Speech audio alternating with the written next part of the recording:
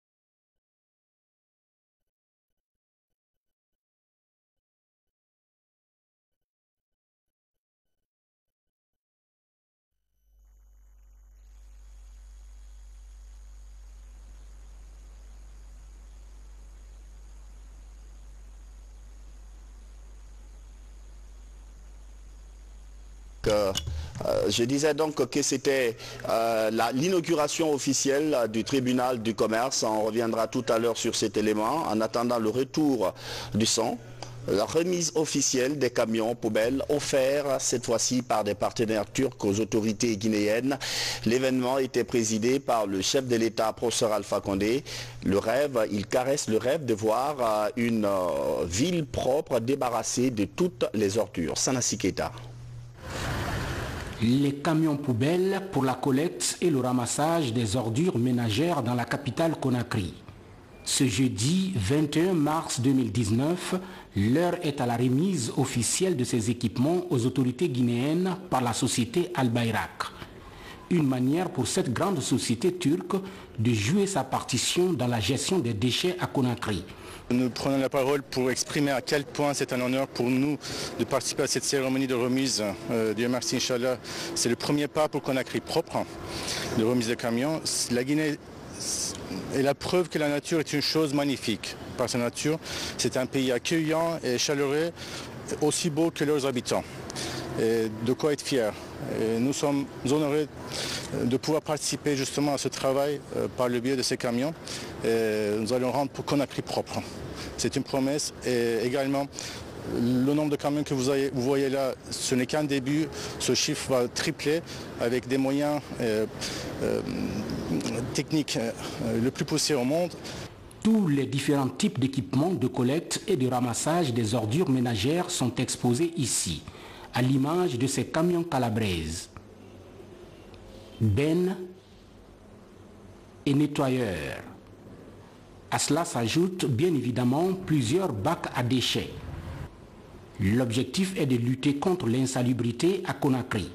Une volonté affichée sans cesse par le chef de l'État, professeur Alpha Condé. Du matériel que la société Al Bayrak a bien voulu mettre à la disposition de la Guinée pour l'assainissement de la ville, il y a des camions bennes, des camions qui balayent, etc., plus les bacs où on doit mettre les poubelles. Ça, c'était pour l'aider la Guinée.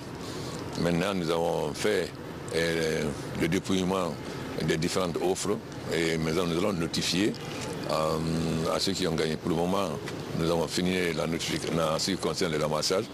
Il reste maintenant le deuxième appel d'offres qui concerne l'enfouissement. Et après très peu de temps, dès qu'on va commencer les ramassages, on va analyser les différents types de déchets afin de tout de suite de passer à un autre appel d'offres pour la transformation des déchets en énergie et en pavé pour les routes. Dans cette dynamique de gestion des déchets à Conakry, des mesures rigoureuses seront prises. Il s'agit d'assainir la ville, qu'il n'y ait plus de saleté, parce qu'aujourd'hui il y a de saleté partout, mais nous allons être très clairs. Quand on va mettre des bacs, on n'acceptera plus que les gens jettent les déchets. Tout le monde doit mettre dans les bacs. Quiconque mettra les déchets sera pénalisé et on lui présente une sanction. Parce que si on met des bacs, c'est pour que tous les déchets soient mis dans les bacs. Parce qu'en ce moment, les camions viennent y prennent. Et on va mettre des bacs dans tous les quartiers.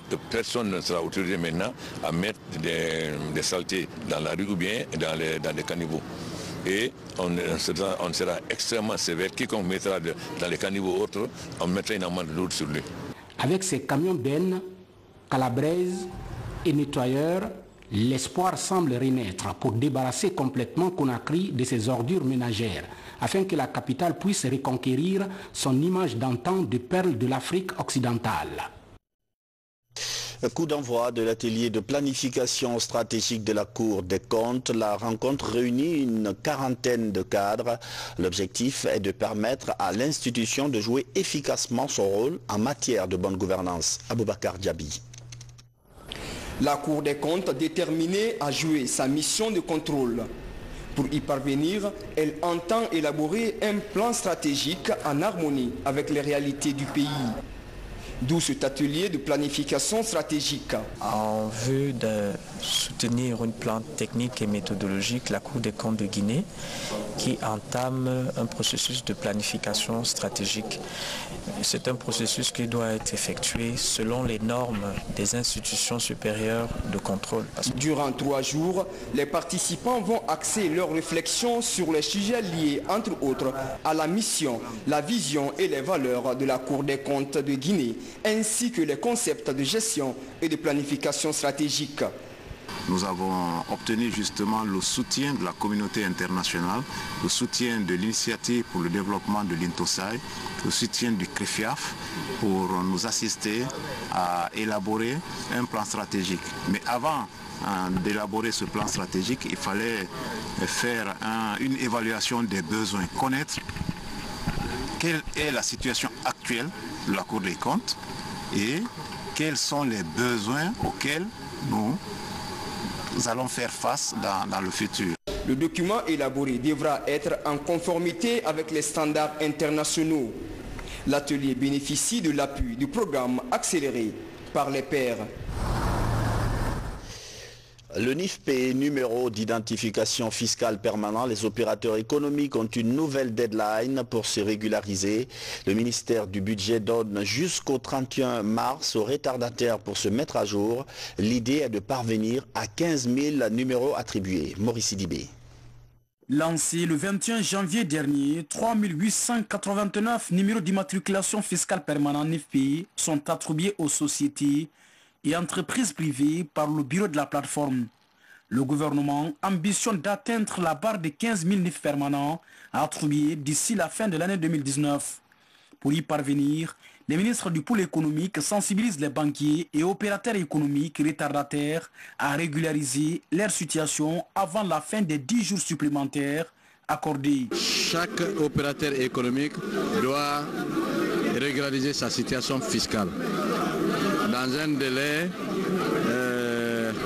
de 10 jours à compter d'aujourd'hui. Déjà on a accordé 3 mois avant et maintenant le délai a été prolongé pour le 31 mars.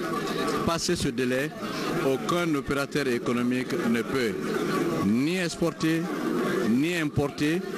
Aucun opérateur économique ne peut accéder au marché public, à plus forte raison accéder au paiement de l'État. À partir du 1er avril prochain, la mesure relative au contrat d'assurance des sociétés d'importation des marchandises rentre en vigueur. Elle permet de couvrir les opérateurs économiques en cas de sinistre dans le transport des marchandises en mer ou par d'autres moyens de transport. Il est évident que chaque contrat est assorti de taxes et qui doit être versé à l'État. Le fait que ces marchandises-là soient assurées à l'extérieur, ces taxes échappent à l'État. Donc ça ne permet pas à l'État d'avoir de l'épargne pour pouvoir investir dans des infrastructures. C'est la raison pour laquelle nous trouvons que, effectivement, l'application de ce décret pourra permettre aux différentes compagnies d'assurance de bénéficier de chiffres d'affaires importants, de participer à la couverture des risques et également de participer au développement de la Guinée en payant des taxes à l'État. Depuis son lancement il y a environ 3 mois, le NIF permanent a permis à l'État de mobiliser 631 milliards de francs guinéens. Une plateforme qui facilite la mobilisation et la sécurisation des recettes publiques de l'État. Mine, une nouvelle société s'installe à Fria. Le projet Kimbo Mining va exploiter un domaine de 850 km² de bauxite. Il est porté par un ancien footballeur, Seydouba Bangora, qui travaille avec des partenaires chinois. Mohamed Sankon. Le développement de la préfecture de Fria et environ va connaître un bond considérable. Une nouvelle société minière s'installe dans la préfecture. Kimbo Mining a des ambitions de construire une usine de grande capacité, un port en eau profonde à Guéméry dans la sous-préfecture de Tamita, à Bofa, et créer plusieurs centaines d'emplois.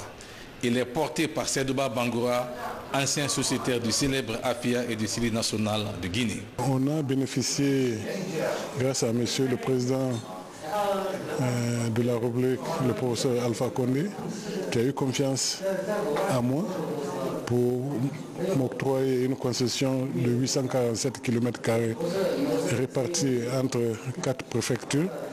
La préfecture de Fria, une bonne partie, Télémélé, Kindia et Dobrekan. Tous les documents juridiques et ceux liés à l'étude d'impact environnemental sont élaborés et validés par le Parlement et les autorités compétentes. Une véritable satisfaction pour les partenaires chinois. Je trouve que la bauxite Kimbo en Guinée, c'est le meilleur du monde, la réserve la plus importante du monde. Et pour un moment, c'est le meilleur choix pour la raffinerie chinoise. Comme ça, il peut beaucoup diminuer leur prix de fabrication d'aluminium. Notre rôle particulièrement dans cette structure, c'est nous sommes des miniers en particulier, donc c'est voir un peu comment on peut travailler dans le secteur mine de la société et voir l'agencement qui va se faire par rapport au port. Les travaux de construction du port de Guéméry seront lancés demain vendredi à Bofa. Cette infrastructure permettra de transporter plus de 2 millions de tonnes par an. Les premiers tonnages de la bauxite de la société Kimbo Mining sont attendus sur le marché international en juillet-août 2020. Beaucoup de projets miniers et agricoles dans le pays, tous sont importants mais doivent tenir compte de leur impact environnemental et social. C'est du moins ce que pensent certains acteurs de la société civile. Ils plaident pour l'indemnisation ou la relocalisation des personnes déplacées. Mabintila Issouma. Ce sont des progrès sous la gouvernance d'Alpha Condé. Des projets de développement dans les secteurs miniers, hydroélectriques et agricoles se concrétisent sur l'ensemble du territoire. La réalisation de ces projets a favorisé dans certaines préfectures le déplacement des communautés. Aujourd'hui relogées, ces populations plaident pour un meilleur cadre de vie. 111 maisons ont été détruites à Kamsar. La société nous a relogés au village. Nous voulons que l'entreprise entretienne ces maisons. Pour répondre au cri de cœur de ces communautés, ce collectif de la société civile propose son assistance. Le document n'a pas prévu de mesures anticorruption par exemple. Le document n'a pas prévu la protection des droits fonciers en aval puisque les communautés vont être déplacées. Donc comment protéger leurs droits fonciers pour éviter les conflits entre les communautés, pour éviter aussi les conflits entre les promoteurs et les communautés. Après cette rencontre, ces acteurs comptent faire des plaidoyers auprès des institutions républicaines, des élus locaux et du gouvernement. Ils se disent prêts à se mettre à la disposition de l'État en vue du respect des normes environnementales et foncières. Les droits de l'homme enseignés aux militants politiques, l'idée est du Haut Commissariat aux droits humains. Il s'agit d'inviter des jeunes et femmes à privilégier le dialogue et l'acceptation dans la différence, surtout en période d'instabilité. Abdoulaye Diallo.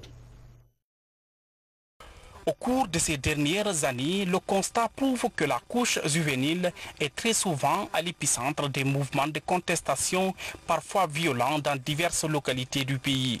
Pour réduire ce phénomène, ces jeunes représentants des structures sociopolitiques et professionnelles de la basse et moyenne Guinée réfléchissent sur l'amélioration des programmes d'éducation à la citoyenneté et aux droits de l'homme avec leur participation effective.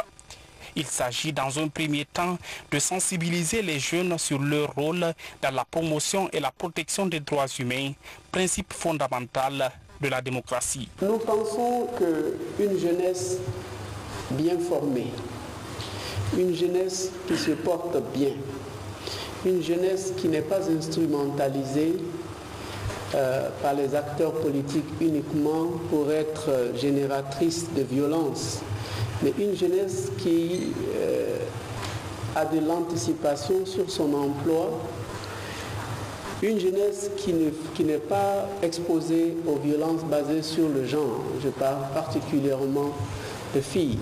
Cette activité ciblant la jeunesse consiste également à proposer des éléments de réponse aux nombreuses difficultés rencontrées dans l'espace civique, mais aussi à disposer de cadres et d'options favorables pour leur autonomie et développement en Guinée. Nous sommes conscients qu'il est important que la jeunesse guinéenne soit au cœur de la promotion des droits de l'homme. Il ne peut pas avoir de développement durable, de paix, de stabilité, sans le respect de ces droits humains qui sont inaliénables et universels. C'est justement une priorité du chef de l'État, faire en sorte que la Guinée excelle aussi par la qualité justement de sa gouvernance, par la qualité du fonctionnement de son État. Dans leur plan d'action 2018-2021, les Nations Unies, à travers le Haut Commissariat aux droits de l'homme en Guinée, ont inscrit la promotion et la participation citoyenne à la vie publique en donnant la priorité aux femmes, aux jeunes et aux groupes en situation de vulnérabilité. Ne laissez personne de côté, c'est sous ce thème que le monde célèbre cette année la journée de l'eau, une occasion pour le ministre guinéen de l'hydraulique de faire une déclaration pour porter le message du gouvernement. Extrait. La célébration de la journée mondiale de l'eau est un événement majeur pour notre département, car elle permet de jeter un regard critique sur un dossier tout à fait considérable, en faire l'état des lieux et de mesurer les grands défis qui touchent toutes les populations guinéennes en matière d'eau potable. La République de Guinée, à travers sa loi portant sur le code de l'eau, reconnaît à toute personne le droit d'accès inaliénable à l'eau et le droit de les utiliser à des fins domestiques. Toutefois, l'utilisateur est tenu d'exercer son droit de façon à préserver la disponibilité de la ressource en quantité et en qualité. Le ministère de l'Énergie et de l'Hydraulique a prévu, en collaboration avec ses partenaires, notamment le PNUD, de réaliser 3 forages au cours de cette journée dans les écoles et dispensaires de certains quartiers totalement en manque d'eau. L'inauguration hier du tribunal du commerce de Conakry par le chef de l'État, professeur Alpha Condé. La mise en place de ce tribunal vise à assurer une sécurité juridique en vue de faciliter l'activité des entreprises. Ibrahima Keita. Exécutif directeur général de la société financière. Le président de la République, le professeur Alpha Condé, a procédé hier mercredi à l'inauguration du tout nouveau siège du tribunal de commerce de Conakry, non loin de la cour d'appel. Cette initiative du gouvernement, à travers le ministère d'État à la justice, garde des Sceaux, avec l'appui de la Société financière internationale, se situe dans le cadre de l'amélioration du climat des affaires en Guinée. La mise en place du tribunal de commerce de Conakry vise à assurer une sécurité juridique et judiciaire en vue de faciliter l'activité des entreprises. Aussi et surtout, améliorer la fourniture de ce service public aux investisseurs en vue de les rassurer quant à la transparence et l'équité dont ils bénéficieront dans la conduite de leurs affaires en Guinée. Le président du tribunal de commerce a également pour objectif de stimuler la croissance des investisseurs locaux et étrangers. La présente réforme judiciaire, voulue par les plus hautes autorités de notre pays, a pour objectif de garantir la sécurité judiciaire aux investisseurs tant nationaux qu'internationaux, à travers une justice spécialisée dans le traitement des litiges commerciaux, une justice professionnelle, compétente, rapide et crédible pour restaurer la confiance des femmes et des hommes d'affaires et pour favoriser le développement et la pérennisation des entreprises qui sont source de richesse et pourvoyeuses d'emplois. Cette action contribue sans nul doute à l'amélioration du climat des affaires et des investissements, ainsi qu'à la bonification des points de l'État guinéen dans le classement Doing Business, facilitation des affaires, qu'effectue chaque année le groupe de la Banque mondiale. Le président directeur général de la Société financière internationale dira pour sa part que la mise en place de cette juridiction est un pas important dans le partenariat entre la Guinée et la Société financière internationale qui est une filiale de la Banque mondiale et qui se donne comme objectif, entre autres, le financement du secteur privé. Oui, on finance le secteur privé, en général sans garantie de l'État, mais on veut être plus que ça. On veut être un partenaire comme on l'a été ici, comme hier quand on a visité la bourse de la sous-traitance qui permet de multiplier l'impact des investissements miniers pour structurer le secteur des PME en Guinée. Ça, c'est un input qui n'a rien à voir avec le financement. Mais c'est très important, c'est en amont et on est sûr que grâce à ces investissements dans l'amélioration du cadre des affaires, ça nous permettra d'avoir des investissements à financer en aval. C'est notre pari, on a un bon partenaire et on veut aller de l'avant et faire plus et plus vite. Ce tribunal, qualifié d'indépendant et spécialisé, doit permettre de rendre une justice plus rapide et a priori acceptable. Selon le ministre de la Justice, le contentieux commercial est de plus en plus technique et complexe et cela exige une compétence accrue. À cet égard, il est-il besoin de rappeler que la loi d'orientation judiciaire de 2015 prévoit les tribunaux de première instance pour connaître en premier ressort de tous les types de contentieux, y compris le contentieux commercial, et ce, avec des formations exclusivement composées de magistrats professionnels. Cependant, aujourd'hui, les décisions rendues par ces juridictions en matière commerciale s'entendent souvent au-delà des intérêts des parties au procès et peuvent avoir des conséquences non négligeables sur des tiers, notamment salariés, consommateurs et épargnants. Dans le contexte international actuel, qui est de plus en plus complexe, le concept d'une justice rendue exclusivement par des magistrats professionnels ne rend plus compte de la réalité du monde des affaires. Dans notre pays, cela est encore plus vrai en ce qui concerne la zone spéciale de Conakry, où l'activité économique se développe à un rythme relativement accéléré par rapport au reste du pays. Le président de la République, le professeur Alpha Condé, de son côté, a précisé que la justice est un problème en Guinée, quoique son indépendance soit prévue par la Constitution. Mais, d'après le chef de l'État, cette indépendance face à l'argent n'obéit pas aux dispositions prévues dans la Constitution. Il est extrêmement important aujourd'hui qu'on inaugure le tribunal de commerce. Parce que quand nous avons commencé à travailler avec la CFI pour le financement, je dis, mais comment voulez-vous qu'on vous accompagne, vous n'avez pas de tribunal de commerce? Donc, c'est un défi que la CFI nous a lancé pour pouvoir nous accompagner. Je remercie donc notre ami Philippe, non seulement de nous avoir lancé le défi, de nous avoir accompagnés. La justice est un grand problème en Guinée. Nous avons fait les états généraux de la justice en 2011 pour voir ce qui ne va pas et faire des réformes. Évidemment, l'indépendance de la justice est contenue dans la Constitution. Ça, c'est l'indépendance et la séparation des pouvoirs à l'égard de l'exécutif. Mais ce qui n'est pas contenu dans la Constitution, c'est l'indépendance de la justice à l'égard de l'argent. Malheureusement, ça, c'est pas tenu dans la Constitution. Et ce n'est pas que la justice soit indépendante à l'égard de la justice, il faudrait qu'il soit indépendant aussi à l'égard de l'argent. Lorsque nous avons critiqué, beaucoup de nos partenaires nous ont dit, mais comment veut-il que ces juges ne soient pas corrompus? Ils ont à peine 100 euros. Donc nous avons complètement séparé les juges des autres fonctionnaires et considérablement augmenté leur salaire. Nous avons créé le Conseil supérieur de la magistrature. Mais j'ai toujours un problème avec les juges. Le Conseil supérieur de la magistrature sanctionne. Il y a des juges qui sont révoqués. Il y a des juges qui sont régradés, qui sont suspendus. Mais la population ne le sait pas. Comment voulez-vous que la population soit encouragée à porter plainte contre les juges quand ils ne savent pas? Mais quand je pose la question au ministre garde des Sceaux, oui, mais c'est le prestige des magistrats. Mais est-ce que les magistrats sont différents des professeurs d'université et des autres? Est-ce que les professeurs d'université ont moins de prestige à défendre que les magistrats?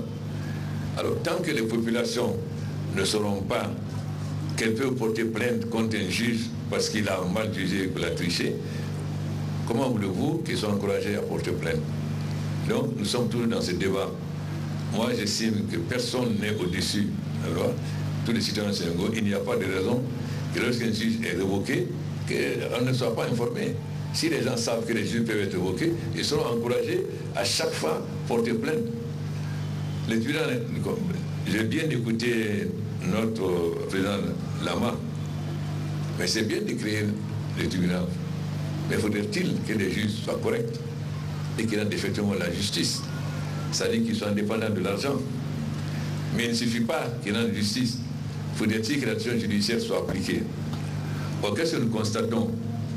Il y a des hommes d'affaires qui portent plainte. Ils gagnent en première instance.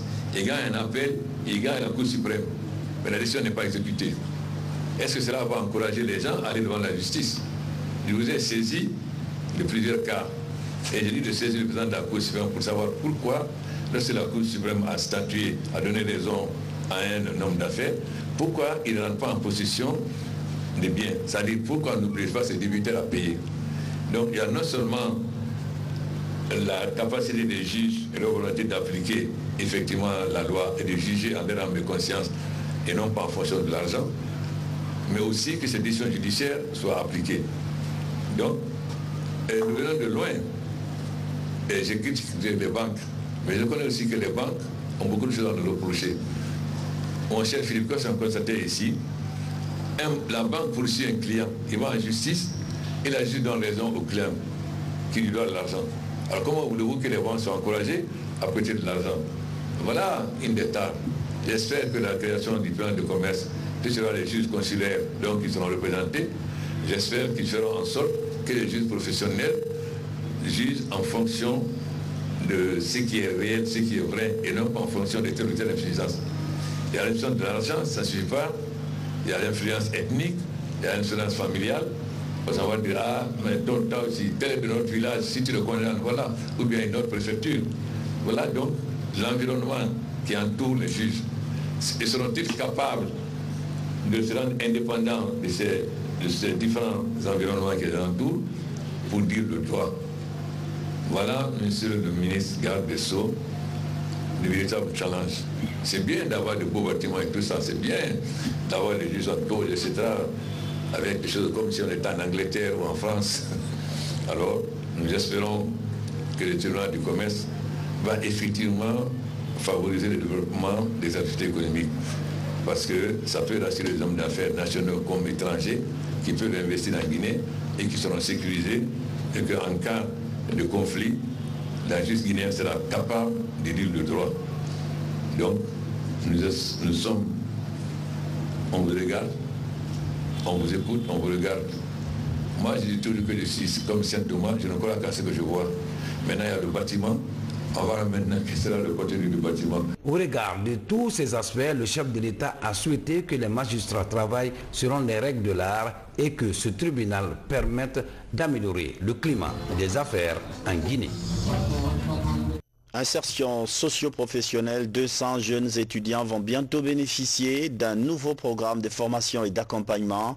Le projet est piloté par le ministère de l'Enseignement supérieur. Il y a d'abord une phase préparatoire qui se passe à Kindia. Mamadi Terna Kamisoko.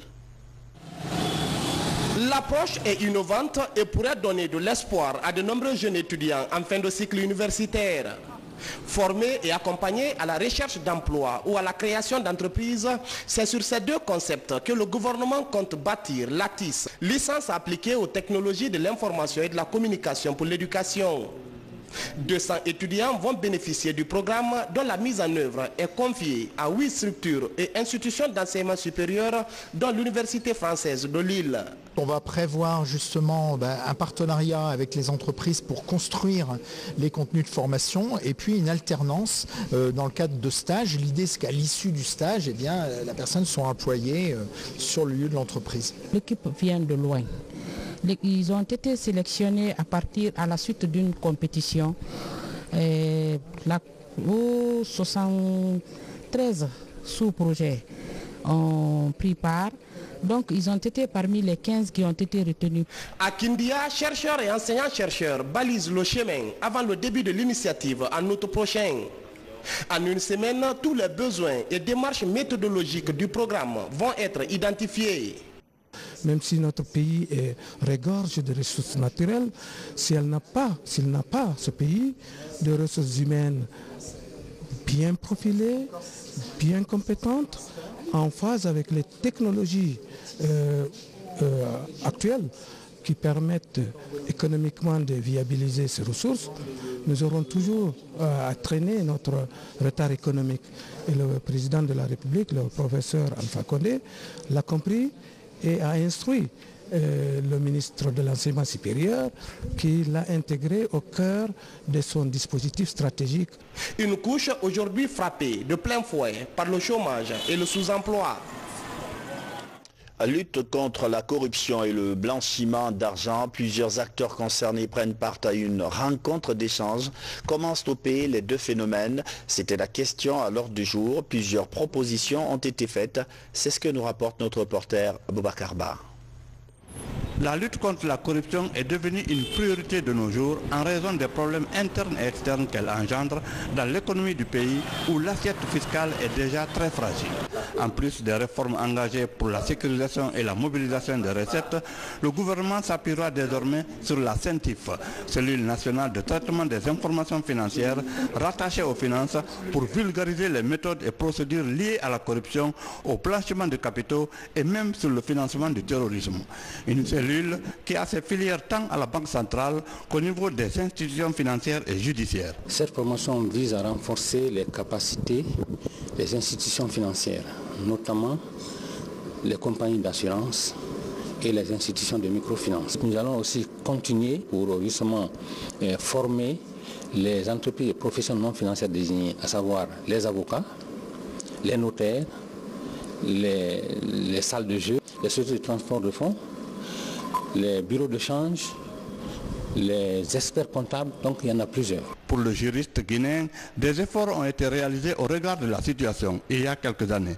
Cependant, il reste encore à faire. Que la Guinée a renforcé son arsenal juridique en la matière en adoptant la loi 059 du 26 octobre 2016 portant code pénal. Ça a renforcé parce que ça a pris en compte les 21 infractions sous-jacentes au blanchiment de capitaux et au financement du terrorisme. Il suffit simplement d'appliquer. Mais avant de l'appliquer, il faut procéder à la vulgarisation pour que les gens sachent que les infractions sous-jacentes à toute la pratique de financement du terrorisme, tout comme le blanchiment de capitaux, et que ça peut être réprimé toujours. Les débats se poursuivront pendant 3 jours pour éclairer les participants sur les zones d'ombre liées à la corruption et au blanchiment de capitaux qui nécessitent une grande pression des États sur les établissements financiers et un respect scrupuleux des lois et règlements y afférents.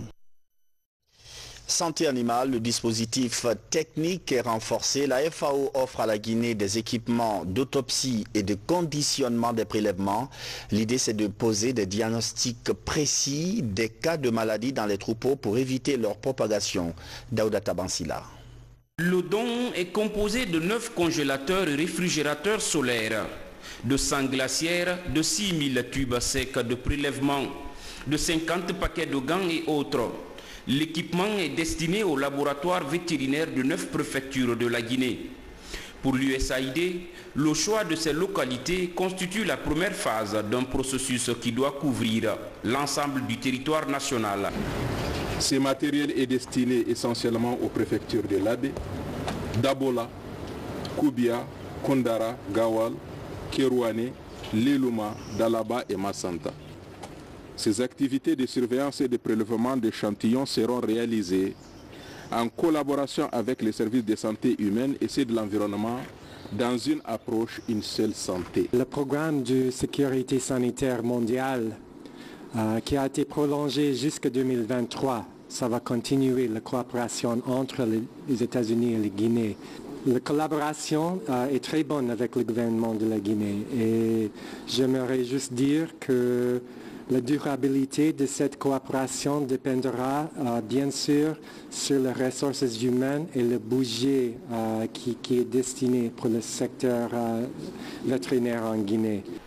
Le ministre de l'élevage, très attentif aux questions sanitaires animales, rappelle la détermination du gouvernement et de la FAO à riposter contre les risques de maladies en Guinée. Et on a constaté qu'il y a des maladies qui peuvent être transmises des animaux à l'homme et inversement. On a mis en place un concept de One Health, une seule santé, qui regroupe beaucoup de départements ministériels appuyés par les partenaires techniques et financiers. Ce programme permet de faire face à des épidémies.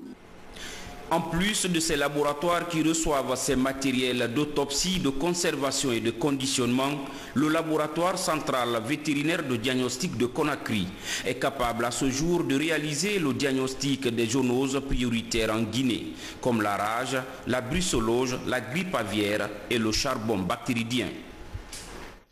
Une conférence débat ce jeudi. Alucene Makanera Kake était à la maison de la presse.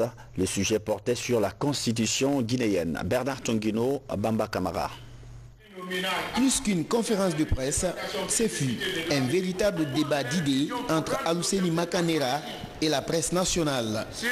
L'ancien ministre de la Communication s'exprime sur la nécessité de l'adoption d'une nouvelle constitution pour la Guinée. Une nouvelle loi fondamentale qui devrait résoudre plusieurs insuffisances, notamment les prérogatives limitées du Premier ministre actuel et le mode d'élection des députés. Premièrement, aujourd'hui, notre Premier ministre n'est pas chef de gouvernement. C'est écrit chef de gouvernement, mais il ne peut ni révoquer ni nommer.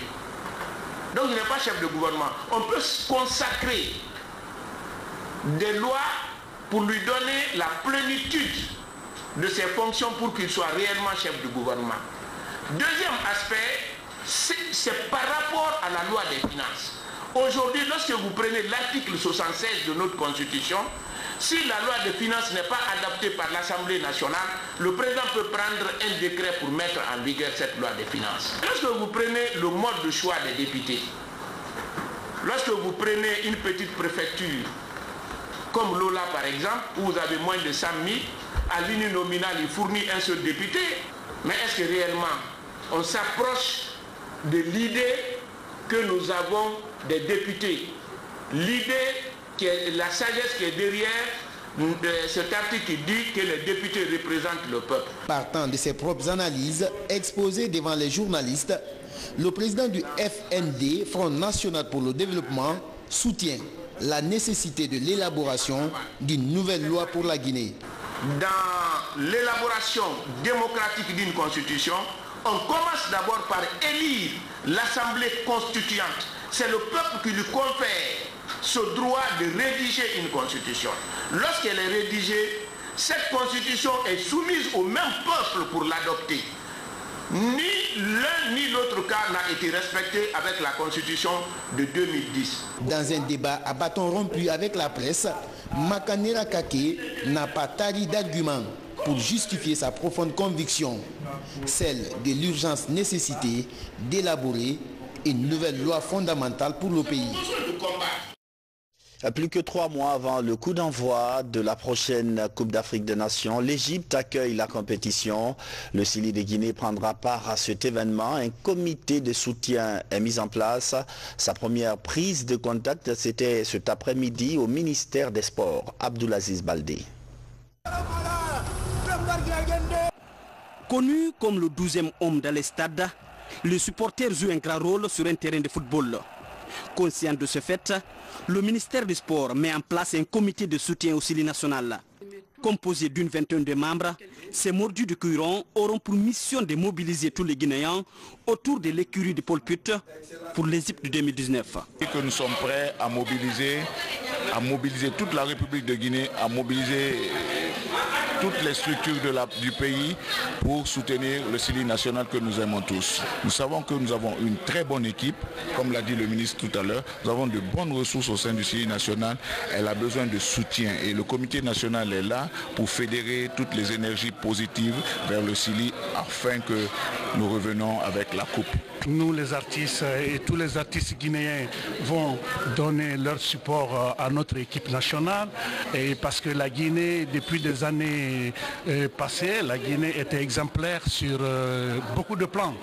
Qualifié de la belle manière, le Sili national de Guinée va à la conquête de son premier sacre continental. Pour y arriver, l'apport de tout un chacun est sollicité. Nous avons la mission qu'on nous a donnée par le chef de l'État de mobiliser la jeunesse guinéenne dans l'entente et l'harmonie. Donc cette année, nous allons en Égypte, pas pour se promener, mais c'est pour revenir avec la coupe et la remettre au président Alpha Condé. Ça c'est promis. Mais pour cela, le ministère seul ou la fédération, nous ne pouvons pas tout faire. Donc nous avons fait appel à d'autres ressources importantes qui vont s'associer au ministère et à la fédération pour encadrer et soutenir le Sili national de Guinée en Égypte 2019. À 90 jours du coup d'envoi de la CAN 2019, le compte à rebours est lancé et le comité national de soutien entend sillonner le maximum de préfectures pour rappeler la nécessité d'accompagner le tricolore national. Et c'est la fin de cette édition d'information. Merci de votre fidélité à la télévision nationale. Bonsoir.